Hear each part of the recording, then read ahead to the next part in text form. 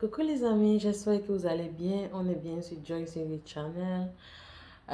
Si tu n'es pas encore abonné, voilà, abonne-toi. Si tu es nouveau sur cette chaîne ou bien nouvelle, tu es la bienvenue. You are so welcome.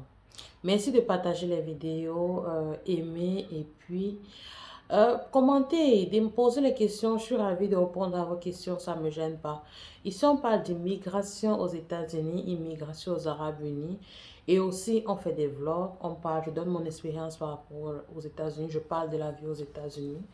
Et voilà, aujourd'hui, je viens parler de ma propre expérience, comment j'ai été sélectionnée à la loterie américaine jusqu'à ce que j'aie mon visa. Parce que bon, toutes les questions que je réponds à cette période-ci concernent un peu, voilà, comment ça s'est passé chez toi, un peu, juste pour savoir un peu comment ça s'est passé chez moi. Donc, je fais cette vidéo-ci pour vous expliquer comment ça se passe et vous vous retrouverez certainement dans cette vidéo-ci. Donc, voilà, la procédure est la même pour presque tout le monde. Donc, si ta procédure est différente, c'est que tu as une situation différente. Mais sinon, la procédure est pareille pour tout le monde, ok? Donc, voilà, juste après le générique, stay tuned. Coucou les amis, j'espère que vous allez bien. On est bien sur Joyce TV Channel. Ici, on parle d'immigration aux États-Unis et aux Émirats arabes. Donc, si tu es intéressé, abonne-toi, aime la vidéo, partage et surtout, n'oublie pas d'activer la cloche de notification. Comme je disais, je viens aujourd'hui vous parler de, voilà, mon histoire de green card, quoi. Donc, voilà, ma green card, voici comment ça se passe. Il y avait, ça faisait peut-être 3 ans, non, 2 ans, je vais dire 2 ans que mon papa me disait toujours, voilà, va jouer à la loterie américaine. J'ai appris que ça marche pour les gens et puis voilà, il faut noter que je travaillais déjà. Je me plaignais pas trop. C'est, vous savez, les conditions en Afrique, de fois, du travail. C'est pas vraiment le salaire espéré, mais voilà, par rapport à d'autres personnes, tu trouves que, voilà, tu t'en sors un peu et puis voilà. Donc, je travaillais déjà et puis j'étais encore jeune. Faut dire que j'avais 22 ans. Yeah, 22 ans. Il y a 22 ans. Mon papa m'avait dit, bon, voilà, tes conditions te plaisent aujourd'hui, mais est-ce que tu penses que ton salaire, si là, au bout de 2, 3 ans, ça va aller pour toi et tes enfants? Bon, parce que tu as appelé à fonder une famille et puis, je n'étais pas encore mariée, il me disait que, et puis, jamais si tu n'es pas mariée, voilà, comment tu comptes te gérer, et puis voilà. Bon, ça commençait à entrer dans un coin de ma tête, mais pour moi, je ne voyais pas trop la loterie comme une façon de s'en sortir, quoi. J'entendais parler autour de moi, mais je n'avais aucune certitude, vous voyez un peu. Donc, c'est comme ça, c'était pas trop quoi un projet pour moi. Je pensais un peu à la France, je pensais aux autres pays, je pensais au Canada surtout, qui a été mon pays de rêve. C'est mon coup de cœur depuis toute petite, et puis voilà. Donc, c'est comme ça que je n'avais pas la tête à ça, comme je vous disais tout à l'heure. Mais je suis allée habiter quelque part où, en fait, ma voisine, en fait, avec un enfant. Et l'enfant était... Je vous explique ça pour que vous compreniez un peu au fait d'où je viens, quoi. Euh, L'enfant avec qui elle vivait, la mère de cet enfant était aux États-Unis et qui était venue par le biais de la green card. Et puis un soir, elle me raconte ça, comme ça, elle dit, est-ce que tu sais que ma petite soeur allée aux États-Unis en jouant à la loterie américaine? Voilà, voilà. Donc, en ce moment-là, je vous explique ça, je touche du doigt en fait une réalité. Parce que juste avant ça, je comprenais toujours... il y a les gens qui sont partis aux États-Unis avec la loterie américaine. Mais je n'avais jamais vu une réalité. Au fait, cela, c'était du concret directement. Donc, elle était là chez elle avec un petit Américain. Vous voyez un peu, donc, et puis c'était vraiment concret. Et puis, directement, la même année déjà, euh, je reçois une stagiaire chez moi qui me parle de la loterie américaine. Elle me dit, mais voilà, il faut noter que l'année qui était passée, mon papa m'a demandé si tu as joué. J'ai dit oui, alors que je n'avais pas joué. Il n'avait pas joué, mais j'ai dit que j'ai joué. Vous savez, je voulais pas.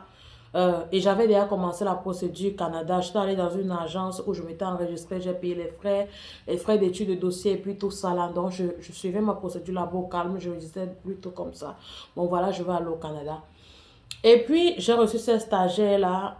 Une fois qu'elle arrivait, elle me parlait de la loterie américaine. Elle me disait qu'elle veut jouer. C'était la période, même ça se jouait. Et puis, ce jour-là, le jour où je l'ai promis que, ok, elle devait avoir... Parce que chez nous, il était interdit de faire entrer les stagiaires dans notre système. Vous voyez un peu. Donc, elle n'avait pas accès à la connexion de l'entreprise. Bon, ce jour-là, je lui dis, bon voilà, quand ma collègue sera à la pause, je te laisserai jouer, tu vois un peu. Donc, on va jouer pour toi, tu vas jouer parce que moi, bon. Et puis, au moment où on finit, à la pause, il y avait malheureusement pour nous un déchargement de matière première parce que je faisais dans la matière première et puis tout ça là, on n'a pas pu. Et puis, je crois que c'était le dernier jour, quoi. C'est pas si c'était le dernier ou l'avant-dernier jour. Et puis, elle mettait tellement la pression. Il était 14 heures, dans la pause était finie. Et puis, mais il fallait jouer sa loterie américaine. Donc, vous savez, quand vous avez promis quelque chose à quelqu'un pour tenir parole, pour se faire respecter, vous savez, il faut respecter ça, au fait. C'est pas que tu dois quelque chose à quelqu'un, mais à un moment donné, quand tu dis quelque chose à quelqu'un, c'est mieux de respecter. C'est le savoir-vivre, entre guillemets. Donc, voilà. Il n'y avait pas la connexion, on avait les problèmes de connexion parce qu'il faut savoir que dans les entreprises, il y a les connexions intra et internet et intranet. Donc, c'était juste le intranet qui fonctionnait. Bon, je lui ai proposé que, ok, comme on n'a pas eu de pause, allons manger. Une fois dehors, on pourra avoir un cyber qui pourra te faire ça. On est allé dans le cyber, en fait, arrivé au cyber. Elle m'a dit, tu ne joues pas. J'ai dit, bon, pourquoi ne pas? Je vous explique. Donc, vous voyez un peu pourquoi ne pas. C'était pas quelque chose que j'avais programmé, quoi que ce soit. Non, vraiment pas. Donc, c'est comme ça que je joue à la loterie américaine. On me donne mon inscription. On appelle ça quoi? Regarde comment je perds le thème. La fiche d'inscription, là, pour dire que oui, tu étais inscrit. Le bordereau d'inscription, je vais appeler ça comme ça. Et si je retrouve le thème, je crois que c'est le thème. Alors, il va changer les mots. Donc, on me donne ça et puis je mets dans mon porte-monnaie. Quand je mets dans mon porte-monnaie, je n'ai plus jamais enlevé. Je suis pas aussi quelqu'un qui change trop de porte-monnaie. Et puis même quand je change vraiment. Donc, je suis du genre, le petit porte-monnaie là. Quand je change vraiment, je change d'un porte-monnaie à l'autre. Comme ça, je peux juste enlever et lancer dans un autre sac, enlever pour ne pas être tout le temps en train de chercher pièces d'identité. Donc, c'est un peu ce que je faisais. Donc, comme j'avais pris le bordeaux là, j'ai mis ça j'ai plié, j'ai mis. Je n'ai plus jamais fait allusion à ça. Puis nous sommes rentrés, là aussi joué, j'ai joué. Puis nous sommes rentrés au travail, on a continué. L'année qui suivait, mon fiancé était venu au Cameroun. Et vous savez, les séparations sont toujours très, très fortes. Très, très fortes. Quand il est reparti, je me sentais tellement mal, très, très mal, que je suis au bureau un jour, je m'ennuie. Je me dis, ah, ok, pourquoi ne pas aller vérifier si j'ai été sélectionnée ou pas. Donc, ça me revient à l'idée comme ça. Et puis, j'ouvre mon porte-monnaie, je revois le truc. Et curieusement, je ne reste pas au bureau pour vérifier ça. Je me dis, bon, pourquoi ne pas aller où j'avais joué pour vérifier si j'ai gagné ou pas. Comme ça, hein, me voilà, je sors. J'étais vraiment très affaiblie. L'émotion, vous savez, quand vous venez vous séparer de celui avec qui vous avez passé un très beau séjour, ça fait quelques temps. Donc, je me sentais vraiment très, très mal et je décide donc de me rendre là. Je vais là-bas et puis je lui donne le numéro de confirmation, tout ça là. Il vérifie, il dit waouh! Donc, au fait, le gars même, le cyberman là même célébrait ça plus que moi parce que moi, je n'avais même pas encore réalisé. Quand il vérifie, il me dit que voilà, tu as été sélectionné, machin, machin.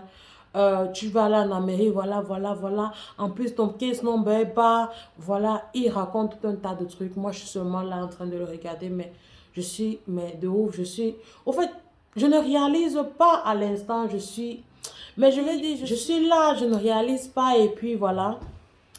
Il continue, il me donne le résultat, tout ça. You are randomly selected, tout ça, tout ça. Il me dit, donne-moi le vin, donne-moi, donne-moi. Je dis, ah, tu parles même de quoi? Tu fais quoi? Et puis il me dit, ah, toi, c'est là, tu n'es pas bien, machin. Il me dit, ah, voilà, va ton papier, vas-y, vas-y. Je me rappelle de ce gars, Jean-Jacques Poisson, de jouer en contact jusqu'à présent, parce que après lui, il a compris que moi-même, je n'étais pas avec lui pendant qu'il faisait sa victoire et puis tout ça. Donc, c'est comme ça que je rentre au bureau, je m'assois.